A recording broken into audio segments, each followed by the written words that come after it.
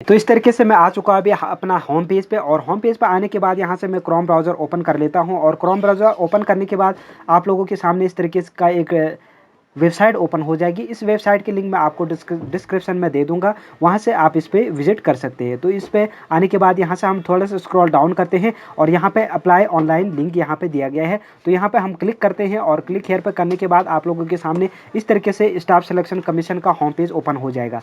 तो constable GD में ये वैकेंसी निकल के आई है और बहुत सारे पद इसमें है, बीएसएफ, एसएसबी, इस तरीके से। और यहाँ पे आप लोगों के सामने यहाँ पे नोटिफिकेशन भी, लेटेस्ट न्यूज़ भी आप लोगों के सामने इस तरीके से दिखेगा। तो सबसे पहले हम यहाँ से चलते हैं। अगर आप लोगों के सामने अगर आप लोगों के पास लॉगिन आईडी और पासवर्ड है तो आप यहाँ पर लॉगिन आईडी और पासवर्ड डाल के यहाँ पे कैप्चर कोड फिलअप करके लॉगिन करेंगे और वहाँ से फॉर्म फिलअप करेंगे, क्योंकि वन टाइम रजिस्ट्रेशन इसमें होता है। तो किस तरीके से आपने वन टाइम रजिस्ट्रेशन करना है उसके बारे में पूरा प्रोसेस हम अभी आपको बताने वाले हैं।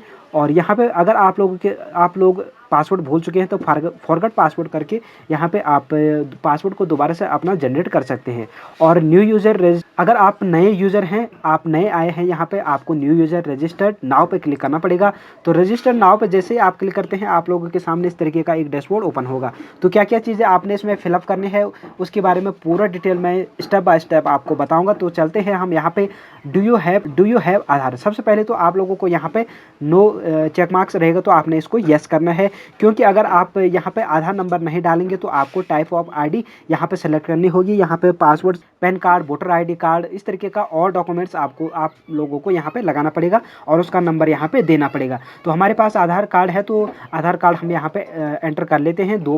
एक बार आधार नंबर एंटर करेंगे, उसके बाद दूसरी बार वेरीफाई करेंगे और फिर उसके बाद आईडी और आईडी नंबर पे आप इसको ब्लैंक छोड़ देंगे, यहाँ पे कुछ फिलअप नहीं करना है आपने। अब हम आते हैं नेम पे। तो नेम पे आने के बाद यहाँ पे सबसे पहले नेम यहाँ पे हम एंटर करते हैं और हमने यहाँ पे नेम एंटर कर लिया है। उसके बाद वेरीफाई नेम पे हम यहाँ पे एंटर करेंगे और यहाँ पे वेरीफाई नेम भी उसी नेम को यहाँ पे दोबारा से डालेंगे और चेंज नेम यहाँ पे हम नो ही रहने देंगे। उसके बाद फादर नेम एक बार यहाँ पे डालेंगे और उसके बाद जो आपका मेट्रिकुलेशन सर्टिफिकेट पे है वही आप यहाँ पे फादर नेम फिलअप करेंगे और 10th नेम भी आप वही करेंगे जो आपकी मेट्रिकुलेशन यानी कि 10th की सर्टिफिकेट पे एंटर है, वही आप नेम भी डालेंगे, फादर नेम भी डालेंगे। वेरीफाई फादर नेम यहाँ पे हम कर देंगे और माता का मदर नेम भी आप वही डालेंगे जो आपका 10th की सर्टिफिकेट पे है और उसी को हम यहाँ से वेरीफाई भी करेंगे। वेरीफाई करने के बाद यहाँ पे डेट ऑफ बर्थ हम एंटर करते हैं, डेट ऑफ बर्थ भी 2 बार वेरीफाई करेंगे, ये भी 10th की मेट्रिकुलेशन सर्टिफिकेट के आधार पर रहेगा। उसके बाद matriculation 10th class examination detail, तो यहाँ पे एग्जामिनेशन डिटेल अब आएगा।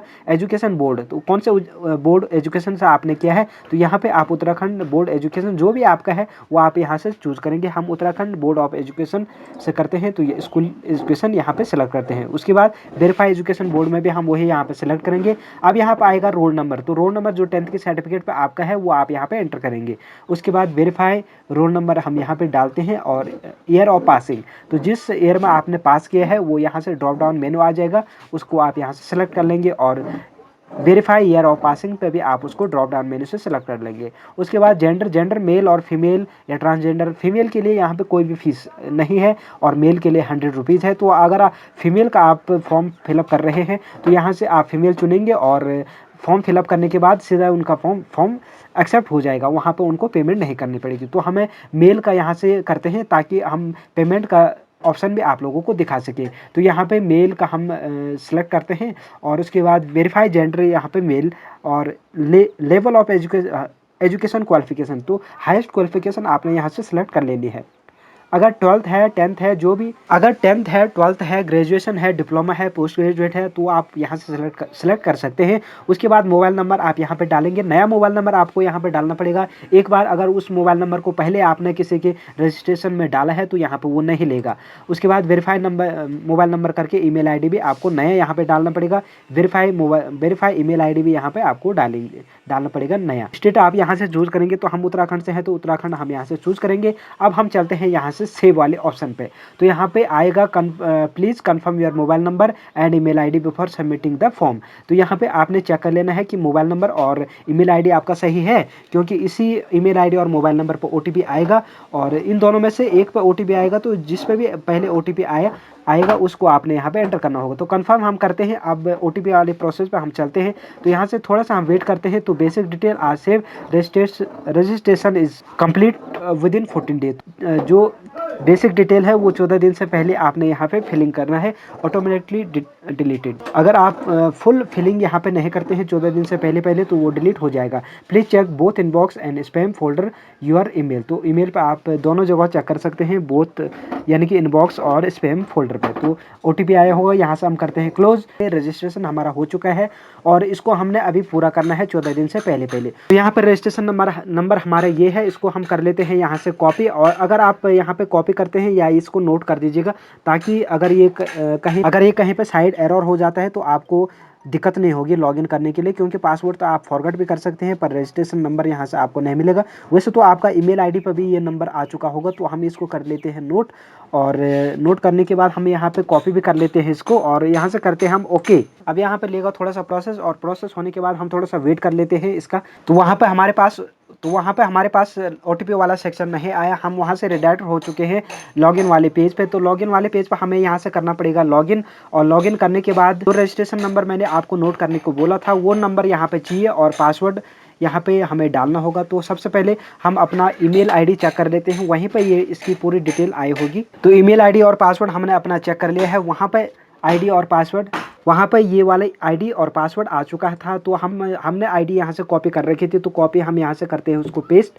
तो यहाँ पे आ नहीं रहा है तो हम एंटर कर लेते हैं, क्योंकि वहाँ पे कॉपी हो रखा था पर यहाँ पे पेस्ट नहीं हो रहा है। तो यहाँ पे हमने रजिस्ट्रेशन नंबर डाल दिया है, और पासवर्ड वहीं पे ईमेल पे हमें आया था, तो वो पासवर्ड हम यहाँ पे करते हैं एंटर। और यहाँ पे एंटर करने के बाद हम डालेंगे यहाँ पे कैप्चर कोड। तो कैप्चर कोड डालने के बाद जैसे हम लॉगिन करेंगे तो हमारे पास ये पासवर्ड दोबारा से चेंज करने के लिए आएगा, और यहाँ पे थोड़ा सा वेट लेगा। तो इस तरीके से हमारे पास पासवर्ड पहले चेंज करने के लिए आ चुका है। तो dear candidate, this is your first login, please change your password. तो हम यहाँ से हमारे ईमेल आईडी और यूज़र नेम यहाँ पे दिखा रहा है, और ओल्ड पासवर्ड हम यहाँ पे डालेंगे जो हमारे ईमेल पे आया था, तो वो वाली पासवर्ड हम यहाँ पे डालेंगे। अब हम न्यू पासवर्ड यहाँ पे डालेंगे। तो न्यू पासवर्ड क्या है, लेस्ट 1 कैपिटल लेटर, एक कैपिटल लेटर होना चाहिए, और एक नंबर होना चाहिए, एक स्पेशल कैरेक्टर होना चाहिए, और 8 कैरेक्टर से लंबा ये पासवर्ड होना चाहिए। तो हम चलिए करते हैं यहाँ पे स्टार्ट। तो हम यहाँ पे डाल देते हैं पासवर्ड, एक स्मॉल, एक कैपिटल, एक नंबर, एक स्पेशल कैरेक्टर, और यहाँ पे ये हो चुका है बिल्कुल सही। अब दोबारा से यहाँ पे हम एंटर करते हैं, और दोबारा से एंटर करने के बाद ये हो चुका है बिल्कुल सही, दोनों जगह हमने फिल कर लिया है। अगर यहाँ पे कुछ गलत होगा तो यहाँ पे मिसमैच दिखा देगा। अब हम यहाँ से करते हैं सबमिट। तो हमारा पासवर्ड हो गया है सक्सेसफुली चेंज। यहाँ से हम इसको सेव भी कर सकते हैं नेक्स्ट करके, और अगर आप सेव नहीं करना चाहते इस पासवर्ड को तो आप वहाँ से कैंसिल कर देंगे। तो हम यहाँ से अभी नेवर कर लेते हैं, यहाँ से कैंसिल कर लेते हैं। तो यहाँ पे इस तरीके का आप लोगों के सामने एक मैसेज शो होगा, your password has been change successfully, please log in to continue. तो अब यहाँ से हमें पासवर्ड तो हमारा चेंज हो गया है, अब हमें यहाँ पे लॉगिन करना होगा, दोबारा से हमें अपन लॉगिन करना होगा। तो हम लॉगिन आईडी, यूज़र नेम और यहाँ पे डालते हैं पासवर्ड। तो यूज़र आईडी हमने यहाँ पे डाल दिया, और जो नया पासवर्ड हमने चेंज किया था वो भी हमने यहाँ पे डाल दिया, और यहाँ पे कैप्चर कोड हमने फिल कर लिया है। अब हम यहाँ से करते हैं लॉगिन। अब हम देखते हैं कि यहाँ पे हमारे सामने क्या क्या चीज़ें ओपन होती है। तो यहाँ पे रजिस्ट्रेशन नंबर हमारा ओपन हो चुका है, बेसिक डिटेल हमारे पास यहाँ पे दिखाई दे रहा है। तो ये बेसिक डिटेल हमने यहाँ पे डाला था, उसके बाद हम सेव हमने कर दिया था। तो अब यहाँ पे नेक्स्ट करने का ऑप्शन आ रहा है, तो हम नेक्स्ट करते हैं। उसके बाद यहाँ पे कुछ बेसिक डिटेल, तो यहाँ पे अब हम एडिशनल एंड कॉन्टैक्ट डिटेल यहाँ पे डालते हैं। कैटेगरी हम यहाँ से चूज़ कर लेंगे जनरल या EWS है तो EWS से आप यहाँ से, अगर EWS की सर्टिफिकेट आप लोगों के पास है तो आप यहाँ से क्लिक कर सकते हैं इस पर, और OBC ST SC इस तरीके से यहाँ पे अलग अलग कैटेगरी दी गई है। हम जनरल पे क्लिक करते हैं।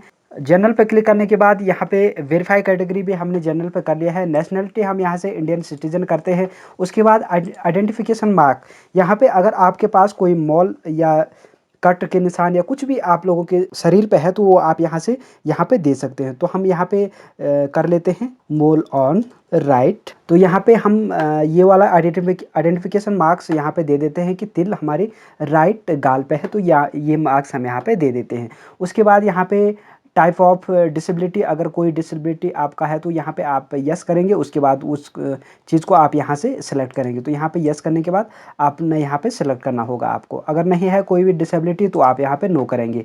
उसके बाद डिसेबिलिटी नंबर यहाँ पे डालेंगे आप उस सर्टिफिकेट की, और अब यहाँ पे परमानेंट एड्रेस आप डालेंगे। तो परमानेंट एड्रेस हम यहाँ पे फिलअप कर देते हैं। तो यहाँ पे हमने डाल दिया है परमानेंट एड्रेस। इस तरीके से आपने भी परमानेंट एड्रेस को फीड कर देना है, और परमानेंट एड्रेस फीड करने के बाद स्टेट यहाँ पे चुनेंगे। स्टेट यहाँ पे drop drop down menu open हो जाएगा, तो वहाँ से आपने सेलेक्ट करना है। फिर डिस्ट्रिक्ट पे आप यहाँ पे क्लिक करेंगे तो फिर से ड्रॉप डाउन मेन्यू होगा, शो होगा आप लोगों के सामने, और यहाँ पे क्लिक करके वो आप चूज़ कर लेंगे। उसके बाद यहाँ पे पिन कोड चुनने को आएगा, तो पिन कोड हम यहाँ पे डाल देते हैं अपना। पिन कोड डालने के बाद यहाँ पे आप लोगों के सामने address as same permanent address, present address same as permanent address. अगर जो आपका प्रेजेंट एड्रेस है वो परमानेंट एड्रेस से सेम है तो आप यहाँ पे यस बॉक्स पे चेक मार्क्स करेंगे और दोनों एड्रेस आपका सेम हो जाएगा। तो यहाँ पे हम करते हैं यस पे टिक, और ये वाला एड्रेस भी सेम जैसे ऊपर हमने एड्रेस डाला था वही यहाँ पे सेलेक्ट हो चुका है।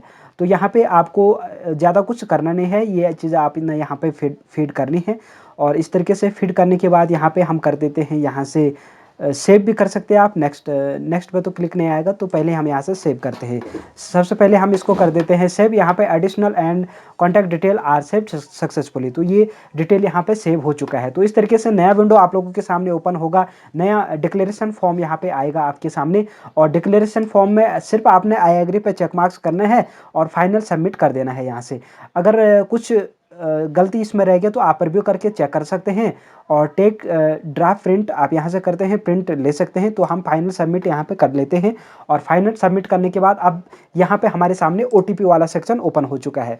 तो हमारे पास मोबाइल पे भी OTP आ चुका होगा और ईमेल पे, तो दोनों में से जो भी OTP आपके पास पहले आता है वो आप यहाँ पे एंटर कर देंगे। तो हम अभी ईमेल वाली OTP यहाँ पे डालेंगे। तो ईमेल वाली OTP हमने यहाँ पे फीड कर दिया है, और यहाँ पे कैप्चर कोड हम यहाँ पे डालते हैं। तो यहाँ पे OTP फीड करने के बाद कैप्चर कोड यहाँ पे हमने डाल दिया। तो कैप्चर कोड फीड करने के बाद हम कर देते हैं यहाँ से सबमिट, और सबमिट करने के बाद हमारे पास अब देखते हैं क्या चीज़ ओपन होती है। तो जो सक्सेसफुली कंप्लीट रजिस्ट्रेशन जो यहाँ पे दिखा रहा था कि 14 दिन से पहले आपने उसको कंप्लीट करना है, पहले वो दिखा रहा था ऐसा रजिस्ट्रेशन करने पर, अब वो कंप्लीट हो चुका है। तो यहाँ पे दिखा रहा है कि you have successfully complete your registration, your registration number is, यहाँ पे आपको दिखा रहा है आपका रजिस्ट्रेशन नंबर।